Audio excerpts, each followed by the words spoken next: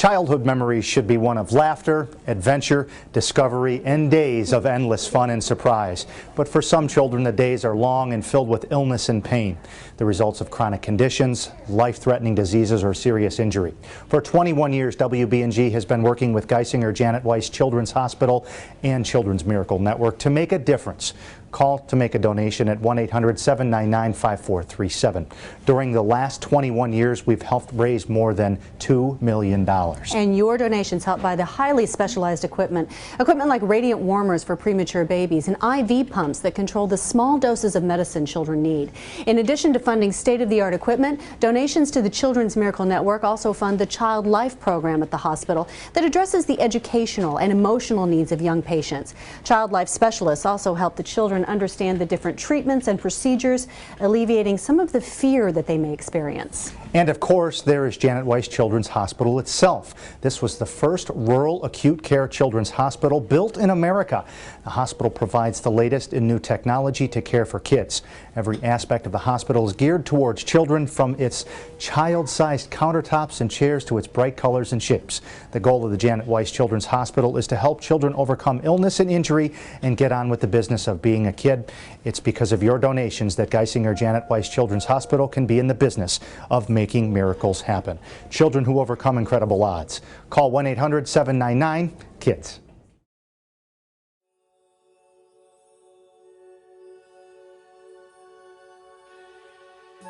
Well, it was November 2011. Christopher and some friends went rollerblading, and he came home and he was complaining of a sore leg. And we really didn't think anything of it because he hadn't been rollerblading in a while. We thought we needed to investigate it a little further. And that's when we saw the orthopedics. And when they x-rayed it, he seemed very concerned immediately. And in fact, he had scheduled us to go to Geisinger on the spot. For me, it was overwhelming. I mean, at first, because the hospital was large, and you know, we just didn't know what to expect. The diagnosis was osteosarcoma, which is a rare bone cancer that was in his left, basically his left femur, and just above the knee. And at that point, they prepared us for a long process. He said it was going to take a long time, and we ended up actually camping there, the two of us, with him each night that he had procedure after procedure. His treatment first entailed a biopsy of the tumor to show that it was an osteosarcoma, a bone cancer, a malignant tumor of bone. And then it also included imaging of other parts of his body, of his chest and elsewhere, to make sure that the tumor had not metastasized. And then, following that evaluation, he was treated first with chemotherapy for about 3 months. And then he had surgery to remove the tumor from his leg, and then additional chemotherapy afterwards. After the treatments went on, Dr. Ramdas and the other doctors concurred that the chemotherapy wasn't shrinking the tumor like they had hoped. They were concerned that it could be in the lymph nodes, so we had a hard decision to make at that point. Should we, I mean, they could operate, they could put a rod in, they could do an amputation. So we had a very hard decision to make. We talked about it, we prayed about it, we listened to the doctors, and we felt that we wanted the best chances to get rid of the disease with the amputation. So he chose an operation that's really quite uncommon in the United States. He chose an operation called a rotationplasty. That's where we remove a segment of the bone and a segment of tissue in the thigh, and then use the remainder leg, the tibia, the lower leg bone, to reconstruct the upper leg. So it has its advantages, and I think he saw that and his family saw that. as a way that's right for them, and that's exciting. All the times that were bad, Chris never complained. He rarely ever would complain about anything. He knew what he had to do, and he would do it. So he never really, he always kept us going, because he just wouldn't get down, and that he just kept everybody going. And so it's a person who says, in my life, I want one operation that's likely to work, that'll grow, and that will work for the remainder of my years in anticipation of surviving the cancer and living many years into the future. So I think that if you look at patients in the United States who choose rotation-plasty, they're special people.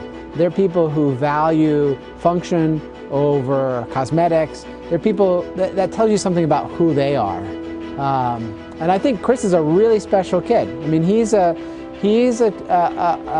child who has values that are unique and experiences that are unique. And I really feel like he is set apart for something special. I can't wait to see what he does in the years to come. People will come up to us and say, I have just found out I have cancer, but I think about Chris and he's inspiring me to do what I have to do to win this battle, because he's my inspiration. I mean, people have even stopped him and said that to him, not even just to us. I can't count the number of people that have told me, but they've even stopped him and said, you've been our inspiration because of everything you've done and the way you handled yourself throughout it. So he's inspired a lot of people.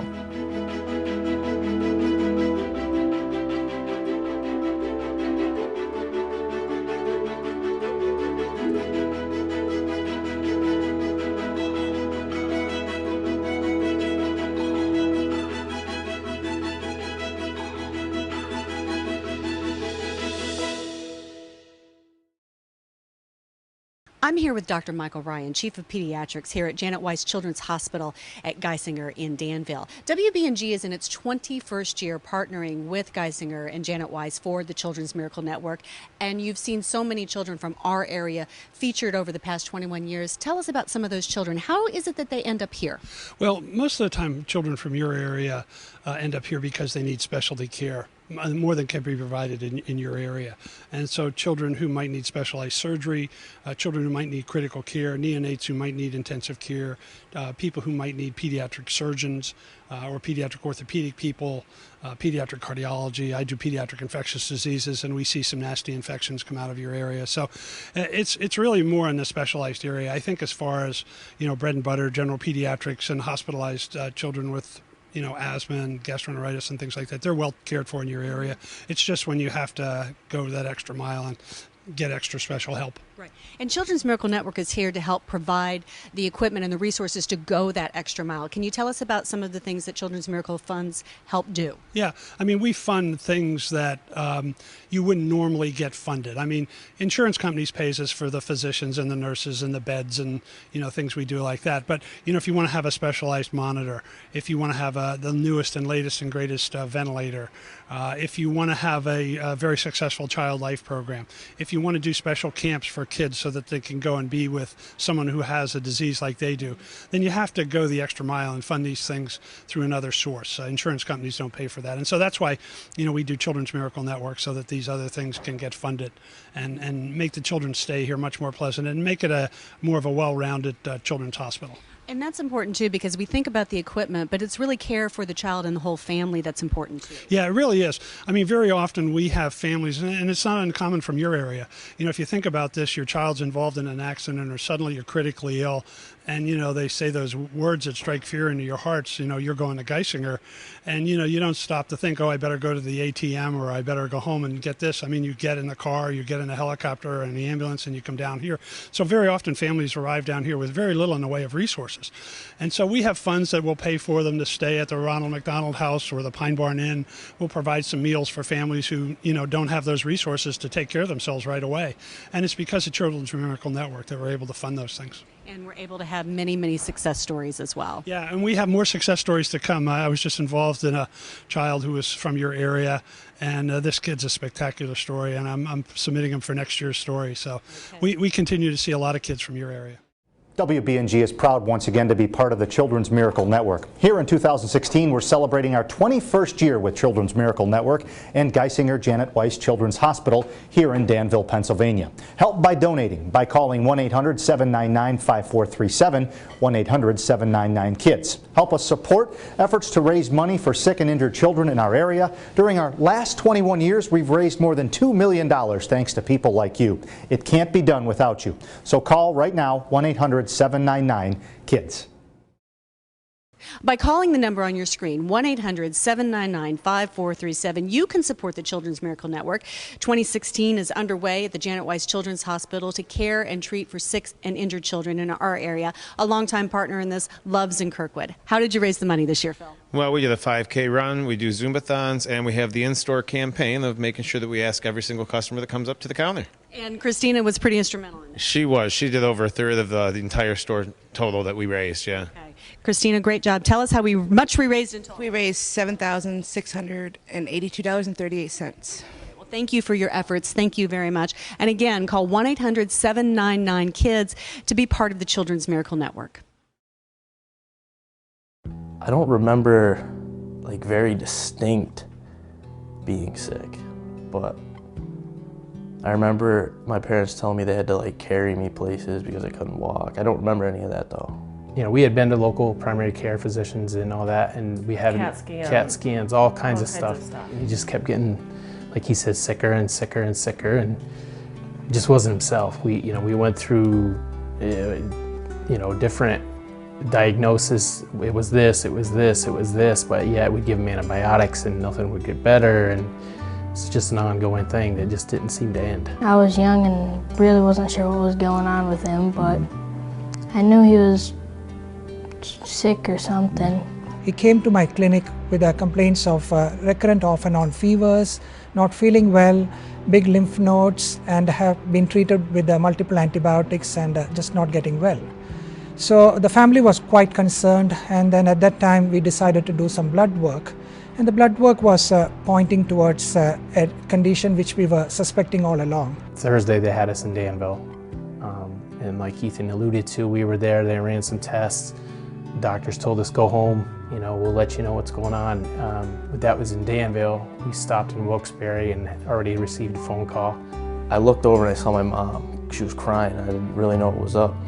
And we just got back from a test in Danville, and they were like, they want us to come back tomorrow. They said you need to come back tomorrow. We're gonna do a bone marrow biopsy and go from there. I remember Dr. Ramdas coming in and being like, we found leukemia cells in your bone marrow. I was afraid the whole time that it was something like that, and his primary care just kept poo-pooing me like I was being an overprotective. I knew something was wrong. Ethan, to our fault, Ethan and I were both like, why are you thinking that? I can't. We never in a million years imagined it would be something like this. So Ethan was diagnosed with acute lymphoblastic leukemia back in April of 2010. So the treatment for acute lymphoblastic leukemia involves a long duration, multiple courses of chemotherapy. And it's given in different cycles where the initial treatment is quite intense, and as we go further down, they become less intense. There was a lot of side complications that came with the treatment, and that's where the hard part came in. After a few weeks, he started to develop some complications and ended up developing a complication called typhlitis, which is he was having an inflammation in his intestines. And then he had a very life-threatening kind of complication, which we call it as the veno-occlusive disease, which carries close to 40 to 50% mortalities. I remember being on a gurney, like looking up, and this nurse walked by and she put a sign on the door in big red letters and it said septic, or like sepsis alert or something like that, and I had no idea what that was. But when he alluded to the sepsis alert, at the time I honestly didn't know what that meant, and I asked the nurse, and I think she was kind of protecting me. She had said it's kind of a protocol, to let others know. And I remember my dad holding my hand. I was just was pretty loopy at the time. I don't know. I was going into shock is what was happening. So they life flighted me and they put me in like this astronaut suit looking thing. I got in the helicopter. I remember being extremely mad because they told me my dad couldn't ride in the helicopter with me. I was like, you're not. But I ended up having to go by myself. But the team in there, the Geisinger Life Flight team, was really good.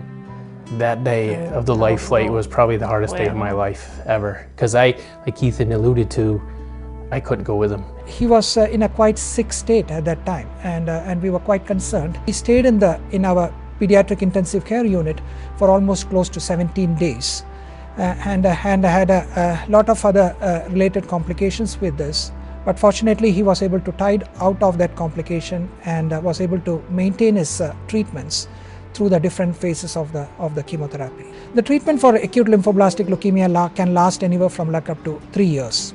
So he started his treatment in 2010 and we finally finished the treatment in 2013. So one of the things which we do in our pediatric oncology is a summer camp, and it's in a place called Camp Victory.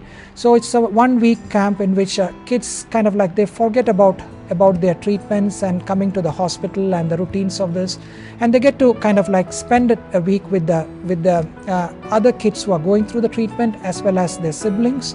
And it's a fun home away from home kind of things in which they get to do things like swimming, archery, horseback riding, and or just goofing around or like other kind of like activities. And that was like a major turning point, going there and seeing other sick kids. And, you know, I mean, it's not a ball club you want to be part of, but to know that there's other kids there that are going through the same thing, you can relate and you don't feel as alone.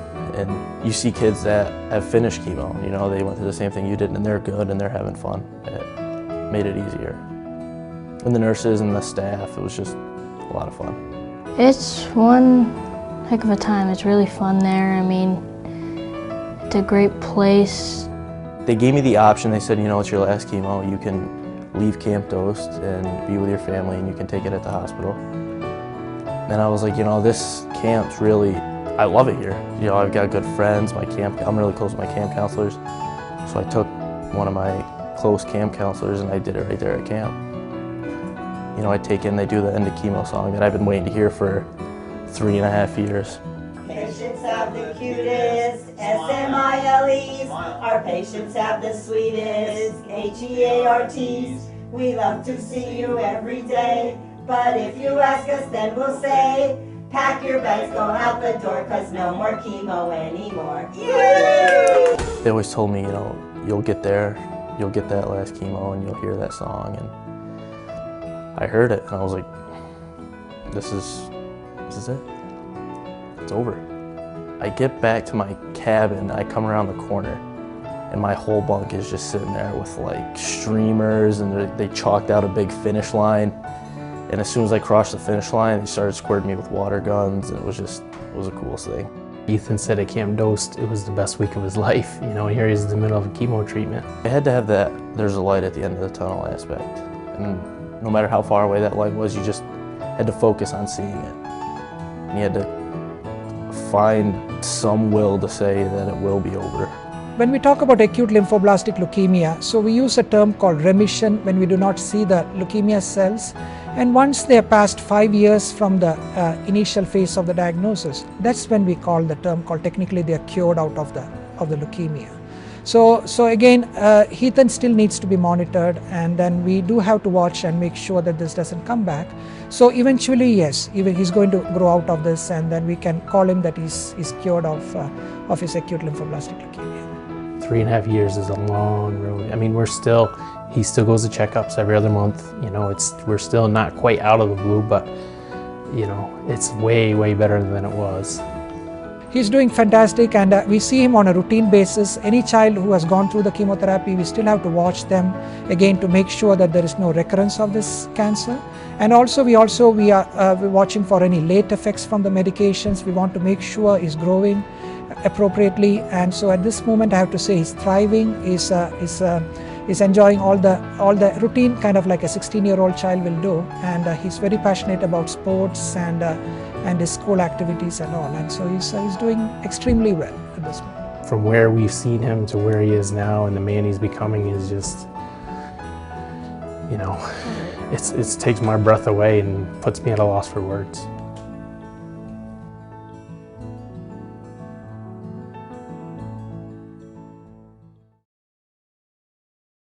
Children's Miracle Network 2016 is underway here at Geisinger Janet Weiss Children's Hospital in Danville, PA. And joining us right now is Ashley Brochart, and you're a certified child life specialist, Talk a little bit about what you do. So as a child life specialist, my job is to help prepare children and their families for medical procedures that they'll be undergoing, and helping make the hospital a place that they want to be and not this scary place that they have to come to get hurt, but here to come to get better and to be normal. And what are some of the ways in which you help children understand that? So we use teaching tools such as legacy dolls that have all the parts that they would have. So if they have to get an NG tube placed or if they're getting a Metaport, we have dolls that have those specific items so that we can show them what it's like in a non-threatening way where they can practice it and feel it and understand what is going to be happening to them. And what is, of course, you're working with children, what is your favorite part about your job working here? I just love being able to make a difference and seeing that kid who's here upset and scared and crying, or that even just today, the doctor said, I don't know how we're going to get this kid through this procedure. And I just pull out some of my tools and just normal things that kids love, and they can do it, and they show us just how resilient and awesome they really are. And what are some of the reactions that you see on the children's faces? I got to imagine it's pretty amazing when you see a little child's face light up or come back to you afterward and say, I wasn't scared. What does that mean to you? That's the greatest feeling. It's knowing that I did my job and I did it right. And thankfully to Children's Miracle Network, I have all those supplies that I need to help those kids to understand so that they can smile and say, look, I did it. I did it. For 20 years, IHOP has supported the Children's Miracle Network through National Pancake Day, and that's no different than the store in Vestal, who's been with us for a long time, helping to support the Children's Miracle Network at Janet Weiss Children's Hospital. And here to tell us more about it is Heather. How'd you do this year? We did very good. We served over 1,942 short stacks, which equals over 5,800 pancakes each. So we had a lot of people come in, a lot of people donate, so it was a very good year this year. Okay. How much did we raise this year? We raised $4,006.18. All right, and people can look forward to Pancake Day every year? Every year. It's usually in the beginning of March. Okay, thank you so much. And thank you for supporting the Children's Miracle Network, as you always do. Call 1-800-799-5437. Lifeline transports critically ill and injured children, all age groups, from either hospital locations or scenes of actual incidents to closest appropriate. Many times it's Geisinger Medical Center or Geisinger Wyoming Valley. The importance of Lifeline is particularly in a rural setting like northeastern and central Pennsylvania. The helicopter dramatically decreases the time of getting patients to tertiary care, to trauma centers, to neonatal intensive care units, to pediatric intensive care units. About 35% of the time we fly directly to the scene of the incident. Could be Interstate 80, could be someone's backyard, could be an array of different locations. And we'll stabilize the patient there, partnering up with EMS on the scene, EMTs, paramedics, stabilizing that child or the person involved in it and transporting them to where they need to go very quickly. These aircraft fly anywhere from 130 to 140 miles an hour in a straight line. An example from Danville to Wilkes-Barre Scranton is about 17 minutes of flight time. Dramatically decrease the out-of-hospital time or the time it takes to get them from the incident to an appropriate facility. Lifeline receives tremendous support from the Children's Miracle Network. Over the years, the CMN has purchased transport isolettes, which we have at every base site.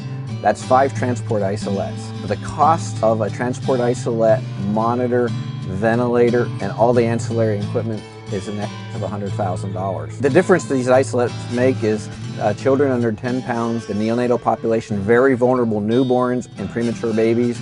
We need this piece of equipment to safely transport them from scenes or hospitals to neonatal intensive care units. It provides a warm environment that we can monitor very closely. And being honest, if it wasn't for CMN, I don't think we would have this level of care at every base site. We would probably have come up with a strategic plan and put it at select bases. With the funding of CMN, we're able to have all 5 helicopter bases with this equipment. By calling the number on your screen, 1-800-799-5437, you can support the care of sick and injured children at Janet Weiss Children's Hospital through Children's Miracle Network 2016. We're always glad to welcome new partners to the effort this year. Piccirilli is joining us. Tell us, Carrie, a little bit about why Janet Weiss. Our franchise has partnered with Children's Miracle Network Hospitals, and last year we were privileged to travel there and visit the hospital, and it really touched our hearts. We realized how much these kids need our help, and we want to be there for them. Tell us about your inaugural donation. $100 this year. But you will be doing much more with your customers. Very much more with our customers. Thank you. We look forward to it. Thank you. Call the number on your screen, 1-800-799-5437 to join that effort. We tell people what their funds help support here at Janet Weiss, that it stays local to help the hospital here and the children here. What state has it recently provided? Well, one of the things we bought last year was a brand new ambulance. Our ambulance, we didn't realize it was old and a little bit outdated, so we bought a much bigger ambulance. It's actually able to do everything that you can do in life flight, and that was one of our purchases last year. This year, we're actually starting to set aside money in anticipation of a pediatric emergency department. We have a wonderful emergency department here, but we actually are going to create a separate pediatric emergency department over the next several years. It's going to be new construction and everything. And so money from this year's telethon will help go to start fund the new equipment and services that are going to be provided in that new PEDS-ER. People might ask, well, why can't you get that money, through the hospital operations? We do. We compete. Again, we're one of 26 service lines, so when we go to the table, we're competing with orthopedics and neurosurgery and cardiology and everything else. And actually, we do very well. In fact, some people think, we're the tail that wags the dog. But reality is, sometimes we just don't want to wait our turn. This is a new piece of equipment. This is a new program. This is something that we have to have. And so rather than get in line, we say we want it now, and this is how we sometimes help fund those things now. Thank you. Call the number on your screen, 1-800-799-5437. The McGregor twins were born at 27 weeks gestation. They were born at an outlying hospital up in Towanda. My mom had rushed me to the ER. When we went in, they said I wasn't dilated any, but I was having contractions. I was there probably an hour and I started having more pains, so they checked me and I was 4 centimeters. So they rushed me to the operating room and they said that I was definitely going to have the babies. It was a really stressful moment. I didn't know what to think. The doctors had told me it was going to be okay. When they cut me open, they took Matthew first. He wasn't breathing.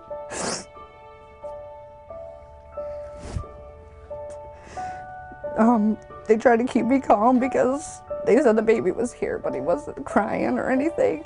And then they said, we're taking the baby B, and he come out and he screamed. Michael did, he screamed really hard. So at the same time I was grieving, thinking I lost my first baby, and happy that my second one was healthy. They took Michael to the nursery because he was doing so well. They did still have to intubate him, but he was doing well for a 27-week baby. About 5 or 6 minutes after Matthew was born, he finally started breathing and crying. So they wouldn't weigh them or anything until they flew them to Danville. It was a 5-hour wait. So I was in recovery and I couldn't see them. They were in the same incubator together. The nurses that were in the helicopter told me that they had about a 25% chance of surviving. So it was really hard. So when the babies were born, they required support for their breathing and were placed on ventilators right away, and then were transferred down to Geisinger being ventilated. And when they arrived, their lungs were very, very sick, and they needed what we call high-frequency ventilation, which is what we use when babies' lungs are very, very stiff. They got 4 doses of surfactant. Most babies only need 1 or 2 doses of surfactant. And then they were able to come off the high-frequency ventilator onto a conventional ventilator for another week, and then we're on continuous, like a CPAP device, continuous positive airway pressure for another couple of weeks after that. I had to stay in the hospital for 4 days, so I couldn't even see them. When I got down there, they were really nice to me. Nurses were wonderful. I wouldn't have wanted anybody else with them. It was probably like a week after they had been born, and things were just rough. Michael had started to lungs collapse or something, and they told me that it was either giving him the steroid or we just had to let him go. It was really hard. So Michael actually had a much more difficult course than Matthew did. Matthew was in the hospital until just before his due date. Once he got over his lung disease issues, he actually had very, very few residual problems from being born so early, but his lung disease was very severe. Michael's lung disease was also maybe a little bit more severe than Matthew's, but Michael also suffered more problems with his digestive system, and where he really had difficulty tolerating any kind of feedings and any kind of formulas or milk, and needed surgery to help with that. And the combination of the digestive problems and his lung disease really prolonged his stay in the hospital. So he stayed here almost a couple months after his due date. So parents were traveling back and forth to here for a very long time. Matthew was there for 2.5 months, and Michael was 4.5 months. They were really slow as far as talking, walking, things like that. When the early intervention came out, they were sure that Michael was never going to walk, but he finally did at 2 years old. He was like 2 months shy of being 2. So, but other than that, they're coming along really good. They're in sports. They've caught up with children their age. They are doing wonderful in school. I mean, they have some learning disabilities still, but they're doing good. Children's Miracle Network funding in this case really helped us with the ventilators we used for the boys initially. They were on high-frequency oscillator ventilators, which are very specialized ventilators mainly used in newborns and children. They're very expensive, over $50,000 each, so not everybody has them. That's been proven in our hands to be a little bit more gentle in ventilating babies whose lungs are very, very stiff. And we give those ventilators a lot of credit for babies like these boys, the twins, Michael and Matthew. When their lungs are so stiff, they have less chances of having holes develop in their lungs, less chances of developing really severe chronic lung problems. I know Michael does have some lung problems presently, but they might have been worse if we didn't have these ventilators. It is amazing. I don't know what I would have done without it. All the machines that they need. It's just, my kids probably wouldn't be here if it wasn't for the raising of the money. Janet Weiss Children's Hospital supports specialized care for sick and injured children in our area, and Children's Miracle Network 2016 helps raise the funds to do that. And we're pleased to have several partners like Rite Aid who participate in that effort. Tim, how did Rite Aid raise money this year? Each customer that comes up, we ask if they like to donate $1 to the Children's Miracle Network, and they do so, and they get their name on the blue and on the board in our stores, and also through vendor donations. All right. And how much did we raise this year, Liz? We raised $1,439.88. That is terrific. And again, thank you both to Rite Aid and your customers. And any of you can help support Children's Miracle Network just by calling the number on your screen to make a donation. That's 1-800-799-5437, or just remember it this way. It's 1-800-799-KIDS. We continue with this year's 2016 Children's Miracle Network here at Geisinger's Janet Weiss Hospital in Danville, PA. Joining me right now is Dr. Lauren Johnson. She's a neonatologist here at the hospital. Dr. Johnson, talk a little bit about what neonatology is. So as a neonatologist, I'm a specialized type of pediatrician. We deal with children immediately after birth who are either born premature, or are born with congenital anomalies, so birth defects, or any child who just needs a little bit of extra help after delivery and cannot achieve that with their mother in the newborn nursery. We have here at this campus more than 600 children a year who need to come and take advantage of our services, of which the vast majority, about 70%, are born here on campus, but 30% we do have to go off and retrieve from their birth hospitals because either the mother couldn't get here or there was an unexpected problem. We do that through either Life Flight or through our wonderful ambulance that we just got a new one that the telethon has funded for us. We've had a telethon funded ambulance for, I've been here 17 years, so it's a little bit more than 17 years now, that allow us to go out and get those children and get them here so they have the services that they need. Well, now, obviously, this being part of the Children's Miracle Network drive here, talk a little bit about how the funding from this particular telethon actually goes into helping you do what you do best. So we take care of very little patients to slightly larger patients, but we are in an incredibly technology-dependent field. And as with that computer that you got on the shelf and got home with, things rapidly go out of date. So for us to be able to provide the best care possible, we are constantly needing to look at the best equipment, the newest things that are out there on the market, so that we can stay ahead of the curve and truly provide the best care possible.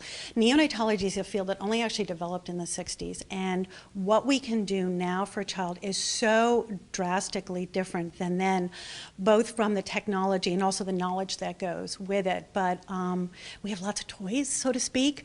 And, you know, some of our things are as simple as the fact that normal diapers don't fit on a premature infant. Normal blood pressure cuffs don't fit on a premature infant. But recent things, I mean, we have these specialized isolates that the babies live in that actually, it's a humidified isolate. It's basically like living in a terrarium. And that might seem slightly strange, but it has a huge impact on their likelihood of surviving and their likelihood of having a better outcome. And that's what we obviously want to provide to all of the children in the region, the best outcome possible. Now, if somebody else wanted to, is looking into maybe getting some care from Janet Weiss here, how do they go about getting a hold of and getting into the network? Well, obviously, if it's the situation of a baby who is in the newborn nursery, we have our pediatricians, our outside physicians who know how to pick up the number and call our transfer center. And obviously, they get in touch with us within 5 minutes, and we're immediately available to kind of head out there and get in touch with them. We have other families who are on the outside, but really our referrals for us in the NICU come from the pediatrician, so to speak. But obviously, there's a clearing ground through the transfer center for anyone out there who's looking for sort of that extra level of help. Well, great. Thank you so much for talking with us, Dr. Johnson. Of course, if you want to make a donation, every little dollar helps to help the neonatology department here. You can call 1-800-799-5437. That's 1-800-799-KIDS. We have many great long-term partners. We are glad to welcome a new partner this year, the Speedway. 15 stores in the area helping to do that. Why CMN? We just really support them and what they're doing for these children and their families. It's just amazing, some of the things that we have heard from Geisinger and the children that we have been able to help. And how did you raise money this year? We've been just asking customers as they come in, every single person. We ask them if they'd like to donate or just even loose change, and we've done really well so far. And how well did we do? We did $19,244.55. Great, thank you. And you can add to that just by calling the number on your screen, 1-800-799-5437. Here at Janet Weiss Children's Hospital at Geisinger in Danville, Pennsylvania, they're constantly looking for ways that they can improve the child and family experience. And Mindy Lewis with the Center for Prenatal Pediatrics is going to tell us about a new program here that you're directing. Yes, so the Center for Prenatal Pediatrics started here at Geisinger in 2006. We're a program that applies pediatric principles to maternal and high-risk care. So you can imagine one of your family members coming in, or a relative or your neighbor coming in to find out the gender of their baby. And in actuality, what they do find out is that their baby has something that isn't quite perfect about them. Maybe there's an anomaly or a condition that's going to require high-risk care both during the pregnancy and after birth. And the center is here to get involved at the time that diagnosis is made, and we provide care coordination, support, and education to those patients and families while providing continuity of care. And it all kind of cultivates in a multidisciplinary meeting later in the gestation during the pregnancy, where we pull all of the high-risk personnel involved in mom's care, as well as the team that's going to be caring for the baby together in the same room at the same time with the family present, so that we can have an opportunity to make plans for the remainder of the pregnancy, for the care of the neonate after birth, and also provide parents an opportunity to ask questions and truly participate in the care planning for their baby. I imagine that helps with the mom and the child and maybe helping to reduce some stress, even though it's still a stressful time. Absolutely. So it's a very powerless circumstance, but education and knowledge gives you power back. And so that's one of our mission, is to really provide the families with that opportunity to get some power back into an otherwise powerless or lack of control situation. And this really exists here at Geisinger too because of Children's Miracle Network. It sure does. So Children's Miracle Network has been very instrumental in the growth of our program.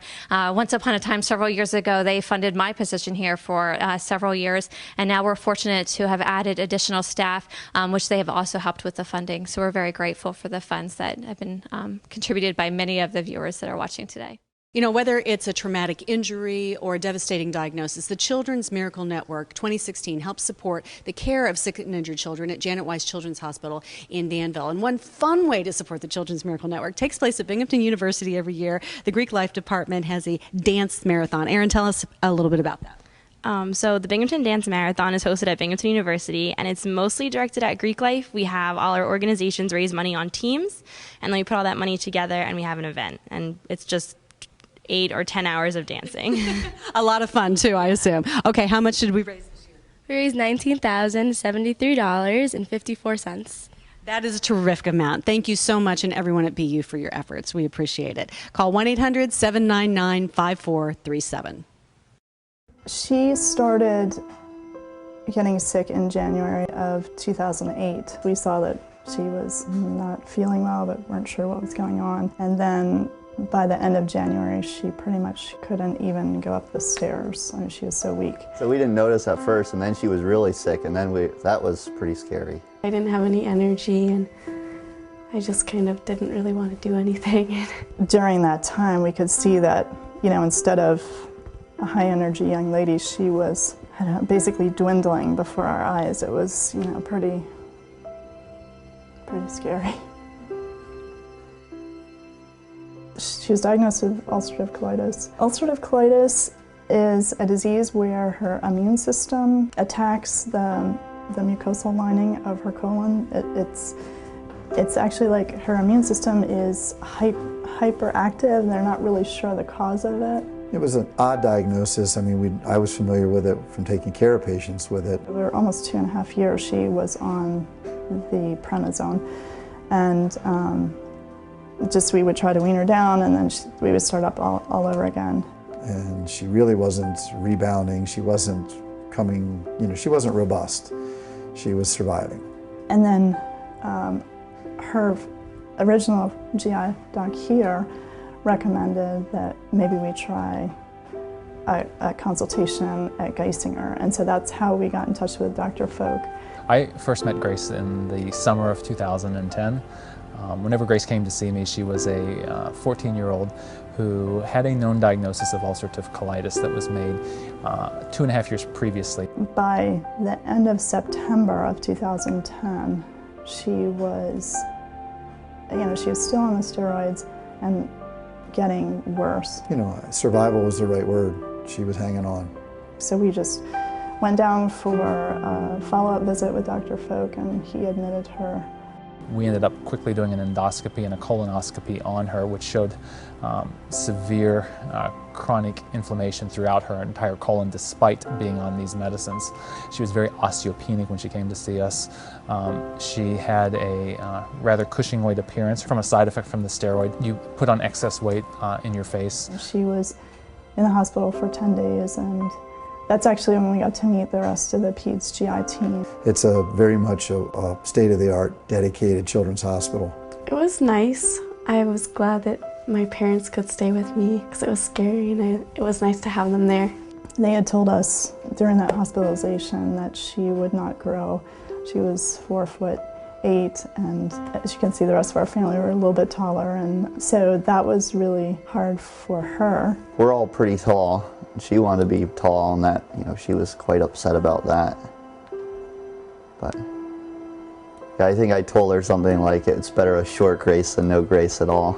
Well, I was really upset because I wanted to be tall, and I don't know, I was just disappointed. We switched her to Remicade therapy, and it was a night and day difference that quickly happened with Grace. Within 2 months of starting the Remicade therapy, I had received a message from her mom stating that she was back to swimming 3 to 4 days a week for 90 minutes per session, which is just incredible. If you would have seen the way that Grace was whenever she first came to see me. She's up to almost 5'5" now, and her bones are showing improvement, and anyway, we're just really incredibly thankful for the care that Dr. Folk and the whole team has given her. This was just almost a miraculous thing to see. You know, now she runs circles around all of us. She's very strong, very independent.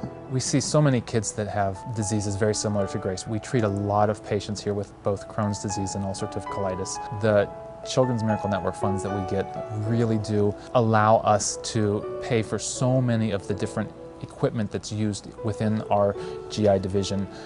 The endoscopies that we use, whenever Grace comes in for her colonoscopies, for the upper endoscopies, those scopes are directly funded by Children's Miracle Network. If we did not have the money or the scopes, we would not be able to do the job that we do.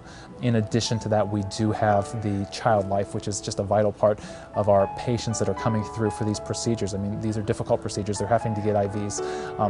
The Child Life person makes a huge difference for these kids whenever they come into the hospital. And that also is funded by Children's Miracle Network, so it has made a huge difference in our treatment of these patients. She's still going every 6 to 8 weeks to the outpatient clinic at Geisinger. We don't get hospitalized for that. It's an IV medicine, so there's an infusion. It's long because it's all day. We travel down and then stay for a couple, like 3 or 4 hours, and then drive back. Seeing where Grace came from and where she is today, looking at everything from her growth to her activities to the involvement with the sporting events that she participates in, with whether it's track, whether it's swimming. I hate to use the word miraculous, but it really is incredible to see the change that's happened in this young lady. She's really evolved, and it's amazing. She is just an absolutely wonderful individual that's done fantastic, and she's going to do a lot of great things. You know, we used to worry about life and death and those kind of things. Now we're worried about earrings and makeup and shoes and the normal, you know, teenage girl things, and I much prefer that than to what we were facing before. Now we can't keep up with her. She's, you know, swimming and running, and she really is, you know, not just because she's my daughter, but she's really an amazing young lady. She will not be defined by her diagnosis. She is determined to have people, you know, interact with her, know her, not based on what she has been through, but she has definitely overcome a lot, and she really motivates and inspires all of us, as well as her, you know, friends and community. She's really quite a leader and a go-getter, I think. So she really is a miracle.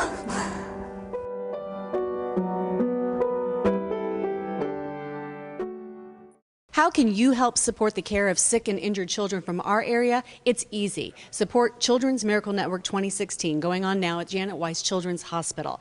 And we're joined by some longtime partners of our Tops markets in the region. And Cindy and Andrew from the Sayer Tops are here to tell us how they support Children's Miracle Network. We collect from our customers. We do the balloons. That's our biggest campaign that we have there for the Children's Miracle Network. And we also have associates get involved with a Miracle Jean Day, where they can dress down and wear jeans for donations. They have to pay you for that. Yep. All right, terrific. And this year you did really well. Andrew, tell us how much Tops Markets raised. We raised just over $10,000 this year. That is terrific. And again, we always thank the efforts of Tops Markets. You can join too, 1-800-799-KIDS. The Child Life Department's really here to help reduce the fear and anxiety of healthcare experience for children and their families. It's our job to make sure that each child is given the right education in an age and developmentally appropriate way to know what to expect while they're here. So we might be preparing children for various procedures or treatments that they'll be receiving while they're here, both in the outpatient clinic as well as in the inpatient hospital itself. We also provide all the distraction and fun things to do. So there's lots of Child Life programs that you'll see benefiting from Children's Miracle Network funding, because that enables us to really provide some fun distraction activities to keep kids either from being distracted from their pain and discomfort, or just to keep them happy and not bored. Children's Miracle Network funds really help us provide a variety of different things. All of our playroom toys, games, books, and puzzles are available through our CMN funding. We leave our playrooms open 24 hours a day with the idea that sometimes healthcare treatments and routines and procedures and tests throw off a child's routine, and they might be up a little bit later or a little bit earlier than they normally would be at home. So we leave them open and accessible so that there are age-appropriate and developmentally appropriate activities for them to have access to, whether a Child Life specialist is in the building or not. In addition to all of our playroom supplies, we provide some special programming. Once a month, we serve free of charge to our families and patients, dinner and a movie. And we'll go to the lobby and we'll have a buffet style dinner and we'll watch whatever new released movie is out. And it just gives the children and their families an opportunity to get out of their rooms, go socialize with each other, and have a little bit different activity. Another thing that we do once a month also is to have a sponsored ice cream event, usually around a magic show or a concert with a musicianary from the area. Woody Wolf is gracious enough to take some time and come, and thanks to CMN Dollars, we not only can fund some of Woody's work, but we can also provide the ice cream event for the families. So one month it might be magic and floats, and the next month it might be a concert and sundaes. And that's just a wonderful morale booster, and the families, again, really appreciate that. Children's Miracle Network funds help supply Shadow Buddies, which are a small doll which can be tailored, if you will, to be a lot like what the child's experiencing here in the hospital. So if the child has a specific kind of IV, so does their Shadow Buddy doll.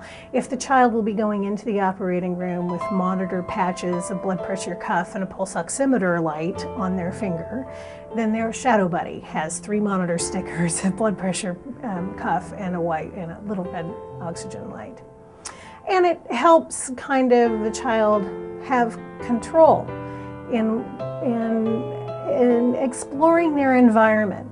Much like they'd be sitting on the floor of the kitchen banging pots and pans at home, we like to give them these items to do medical play and explore the medical environment that they have here in the hospital and in the outpatient clinic. It offers a sense of control and a sense of ownership to that child. We're also careful to make sure it's developmentally appropriate. So the 2-year-old might have a Fisher-Price medical play kit in the doll with the line, and we call it medical play. With the teenagers, it's medical rehearsal, and they have actual syringes and the vials of medicines to at least kind of see and touch and experiment with this medical teaching doll. That, again, is an expensive, costly piece of equipment that we need to make sure is eligible to be cleaned in between each patient, and our Children's Miracle Network funding helps us take care of making sure we have not only that equipment to help the kids understand, but then can provide them a similar Shadow Buddy should we see in their play and in their exploration that they might need a little more time to manipulate these kinds of things and get used to them. Oftentimes our newly diagnosed diabetics have an opportunity to draw up insulin and administer Accu-Checks and insulin injections to their doll before they have to do it to themselves. And we find that that really helps make that transition, that they've got that opportunity to manipulate that equipment. We have some specialized equipment that we use with the children. In particular, there are some life-size dolls, really, that are very specific with different central lines or Metaports and Broviacs, PICC lines, things that are medical devices that children receive while they're here and receiving treatment while they're here in the hospital.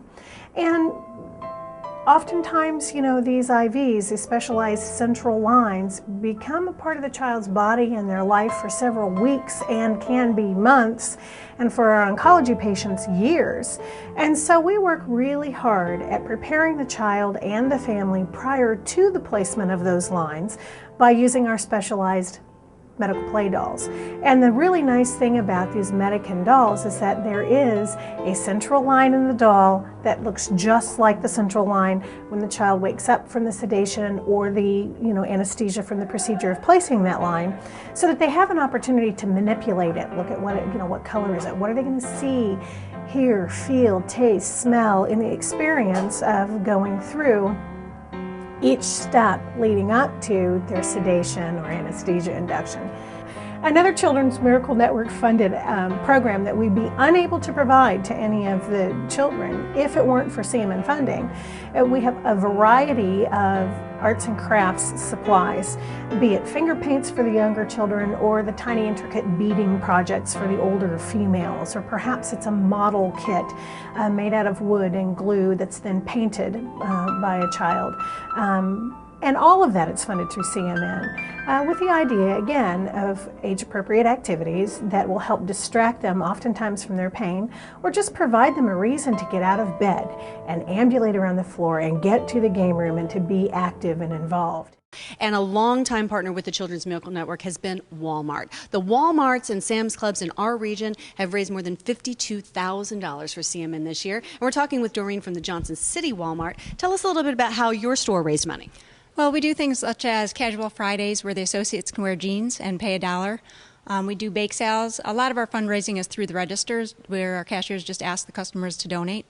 We just do things like that. All right. And how much did you contribute to the grand total? We contributed $7,479. Thank you so much. And you can help support CMN just by calling the number on your screen. It's 1-800-799-5437. Here in 2016, WBNG is celebrating our 21st year with Children's Miracle Network and the Geisinger Janet Weiss Children's Hospital here in Danville, Pennsylvania. You can help sick and injured children in the area by calling 1-800-799-5437. Your donation provides the latest technology, allows children to attend specialized summer camps, brings health education to the community, and much more. With your help, we can continue these efforts. Call now at 1-800-799-5437. That's 1-800-799-KIDS. During the last 21 years, WBNG has raised more than $2 million. Your donations help buy the highly specialized equipment like radiant warmers for premature babies and IV pumps that control the small doses of medicine the children need. In addition to funding state-of-the-art equipment, donations to the Children's Miracle Network also fund the Child Life program at the hospital that addresses the educational and emotional needs of young patients. Child Life specialists also help the children understand the different treatments and procedures, alleviating some of the fear that they experience. And of course, there is Janet Weiss Children's Hospital itself. This was the first rural acute care children's hospital built in America. And you can help out right now with a donation by calling 1-800-799-5437. That's 1-800-799-KIDS. What makes him a miracle is in the midst of his suffering, in the midst of a treatment that I would admit is not as good as I want it to be, or as good as anyone would want it to be. We'd want this to be easy and simple, and it's just not. In the midst of his chemotherapy, he made friends. He made friends with a nurse who gave him chemotherapy and cared for him. He made friends with me and his colleagues. He and his family were able to build relationships and grow and engage despite what is a horrible, devastating thing. And I see that as what's really special. I mean, he had the miracle of engaging other people in the midst of his suffering, which I find just really exciting.